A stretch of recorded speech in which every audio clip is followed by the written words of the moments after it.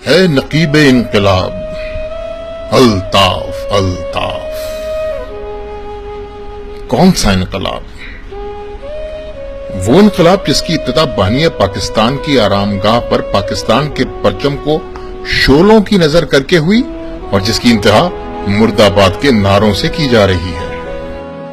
پاکستان پوری دنیا کے لیے ایک ناسور ہے. پاکستان دنیا کے لیے ایک عذاب ہے. پاکستان دنیا کے لیے ایک دہشت گردی کا ایپی سینٹر ہے. آپ کا پاکستان زندہ باد، پاکستان مرد آباد.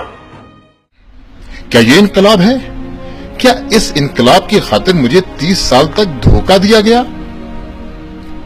میرا المیہ یہ ہے کہ میں کراچی میں پیدا ہوا. کاش میں کہیں اور پیدا ہوتا. کم از کم میرے بچپن سے جوانی تک کا یہ سفر کسی ایسے انقلابی کی تصویر کو پوچھتے تو نہ گزرتا جس نے آج اپنے مادر وطن کو ہی داغدار کر ڈالا.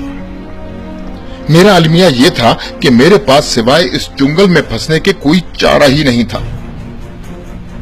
میرے دور میں کراچی کے گلی کوچوں میں پیدا ہونے والا ہر بچہ یا تو الطاف کی تصویر کا عقیدت مند ہو یا پھر وہ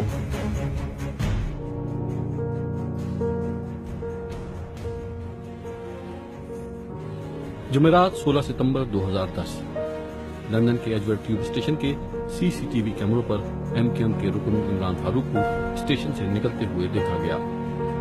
وہ 204 نمبر بس لینے کے لیے بس اسٹاپ کی طرف جاتے ہیں. اس کے بعد وہ سی سی ٹی وی کیمروں کی حد سے دور نکل جاتے ہیں.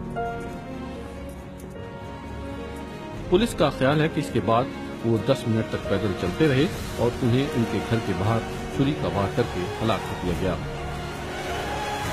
تیسرا تو کوئی راستہ ہی نہیں تھا. میرا المیہ یہ ہے کہ لوگ مجھ سے جواب مانگتے ہیں. اگر میں سچا ہوں تو ووٹ کیوں دیتا ہوں اس کو؟ ارے بھائی، جس حلقے میں 1.5 لاکھ ووٹ پڑتا تھا، اب اگر وہاں ٹوٹل 8000 ووٹ کے ساتھ الطاف حسین کلین سویپ کر جائے تو میرا کیا قصور ہے؟ میرے پاس تو 2 ہی راستے ہیں، یا میں ووٹ اسی کو دوں یا گھر سے باہر نہ نکلوں.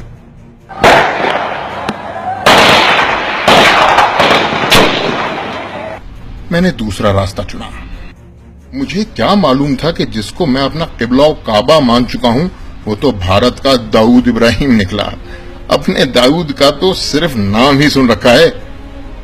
ان کا داؤد ابراہیم وہ تو ہماری زندگیوں کا مالک بن بیٹھا ہے. اپنا نام تیار کرو، بوری ہم تیار کریں گے. اگر چاہے تو سمجھ لو کہ بوری تیار ہے تمہاری. اگر گھوم گیا اور اس نے ٹھوک دیا آپ کو تو پھر اس کا الزام وہ تمہارے باپ کا پیٹ پھاڑ کر. پولیس ان کی تقاریر کا تجزیہ کر رہی ہے کہ آیا یہ قانون کی خلاف ورزی کے زمرے میں آتی ہیں.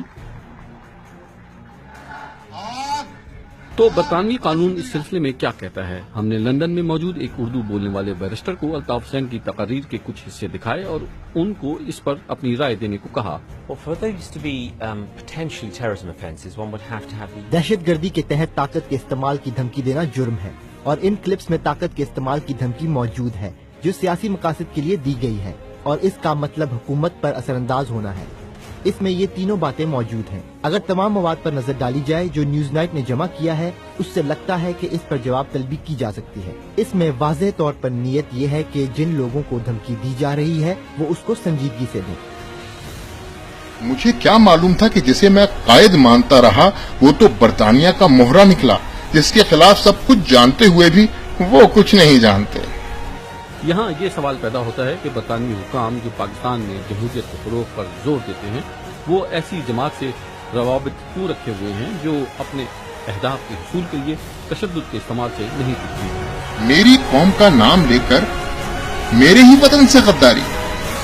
میں تمہیں کیسے سمجھاؤں کہ میں نے تو برطانیہ صرف نقشے پر ہی دیکھا ہے اور میری قوم تو کراچی میں بستی ہے.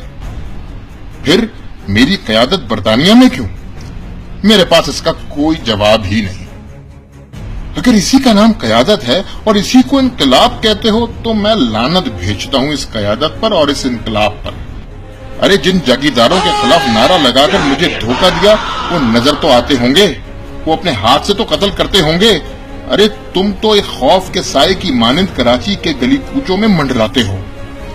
कराची में तुम्हारा कोई वजूद ही नहीं, फिर भी खून की नदियां बहाते हो, मैं जान चुका हूं। नईम अहमद का कहना है कि वो कराची में एमकेएम के लिए काम करते थे और इसके कारकुनों ने लोगों को कत्ल किया। I cannot count. मैंने गिना नहीं, लेकिन सैकड़ों लोगों को कत्ल किया गया। हाँ, सैकड़ों लोगों को कत्ल किया। मैं जान चुका हूं तुम कायद नहीं, कातिल हो, कातिल हो, कातिल हो।